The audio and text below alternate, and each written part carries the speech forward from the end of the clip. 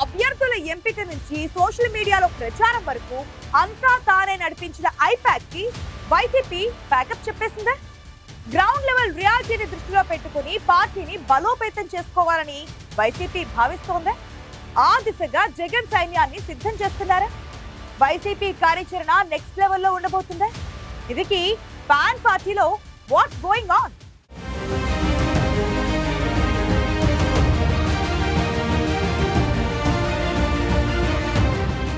I-PAC ఉన్నన్నాళ్ళు అందులోనే full pack అయిపోయింది fan party. I-PAC feedback పైనే నేతల తలరాతలు రాసిపెట్టి ఉండేవి. 2019లో ప్రశాంత్ కిషోర్ నేతృత్వంలో వైసీపీ అధికారంలోకి రావడంలో కీలకంగా వ్యవహరించింది ఐపాక్. ఆ తర్వాత పీకే సంస్థ నుంచి బయటికి వెళ్లడంతో రిషిరాజ్ సింగ్ ఐపాక్ సారథ్య బాధ్యతలు తీసుకున్నారు. ప్రశాంత్ కిషోర్ ఉన్నప్పుడు ఐపాక్ వర్క్ స్టైల్ ఓ రకంగా ఉంటే రిషిరాజ్ సింగ్ చేతికొచ్చాక మరో రకంగా మారిపోయింది. వై నాట్ 175 అంటూ నినాదంతో వైసీపీని 2024 ఎన్నికలకు తీసుకువెళ్లిన ఆ సంస్థ అంచనాల్లో బొక్కబోర్లా పడింది.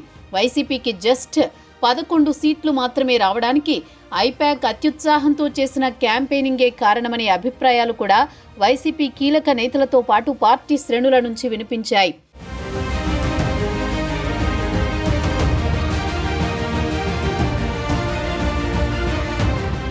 2019లో వర్కౌట్ అయిన ఐపాక్ వ్యూహం 2024 వచ్చేసరికి తారుమారైపోయింది. కార్యకర్తల నుంచి కీలక నేతల వరకు అంతా తాము చెప్పినట్లే వ్యవహరించాలి, తమ వ్యూహం ప్రకారమే వెళ్లాలని ఐపాక్ ఆంక్షలు పార్టీ కొంపముంచాయనే అభిప్రాయం ఉంది. క్షేత్రస్థాయిలో పూర్తిస్థాయి అంచనాలు వేయలేకపోవడం కూడా వైసీపీని దారుణంగా దెబ్బతీసిందనే అభిప్రాయం బలంగా ఉంది. ఫలితాల తర్వాత గత జనవరిలో ఐపాక్ రీఎంట్రీకి రెడీ అయినా పార్టీ శ్రేణుల తీవ్ర వ్యతిరేకత రావడంతో ఆ సంస్థకు నో చెప్పేసింది వైసీపీ అధిష్టానం. దీంతో ఐపాక్ టీం అంతా పార్టీ కేంద్ర కార్యాలయం నుంచి ప్యాకప్ చెప్పేయాల్సి వచ్చిందంటున్నారు పార్టీ నేతలు.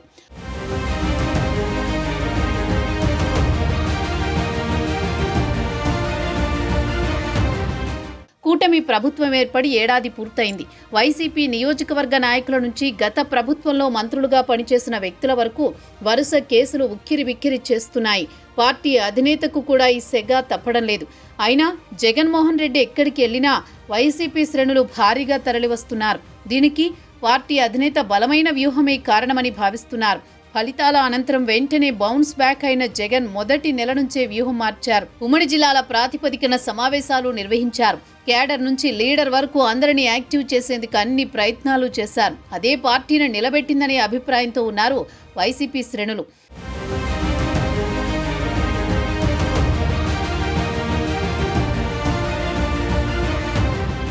పీఏసీ సభ్యుల నుంచి రాష్ట్ర, జిల్లా కమిటీల నుంచి అనుబంధ సంఘాల వరకు నియామకాలు పూర్తి చేశారు. దీంతో పాటు అనుబంధ విభాగాలపై పూర్తి ఫోకస్ పెట్టారు. పార్టీ ఆర్గనైజేషన్ స్ట్రక్చర్పై సీరియస్గా దృష్టి పెట్టారు. బూత్ లెవెల్ నుంచి రాష్ట్ర స్థాయి వరకు అన్ని నియామకాలు పూర్తి చేస్తున్నారు. పార్టీకి సంబంధించిన రాష్ట్ర, జిల్లా కమిటీలతో పాటు 30 అనుబంధ సంఘాలను ఫుల్ యాక్టివ్ చేశారు. గ్రామ, మండల స్థాయి నుంచి అన్ని కమిటీల్లో నియామకాలు పూర్తయితే 14 లక్షల నుంచి 18 లక్షల మంది జగన్ సైన్యం సిద్ధమవుతారని అంచనా వేస్తోందట వైసీపీ. ఇక అనుబంధ విభాగాల కమిటీల నియామకాలు త్వరితగతిన పూర్తి చేసి పార్టీని ఫుల్ స్వింగ్లోకి తీసుకురావాలని భావిస్తున్నారు వైఎస్ జగన్మోహన్ రెడ్డి.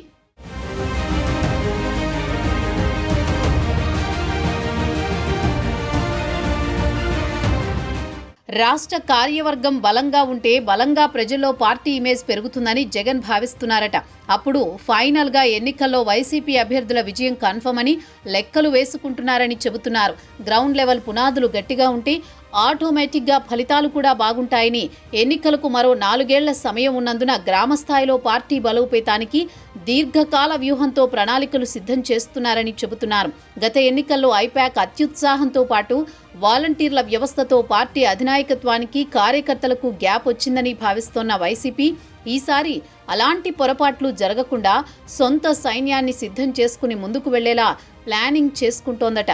పార్టీలో 15 లక్షల మంది యాక్టివ్గా ఉంటే పార్టీ సోషల్ మీడియా విభాగం కూడా ఆటోమేటిక్గా ఫుల్ యాక్టివ్ అవుతుందని అంచనా వేసుకుంటున్నారట.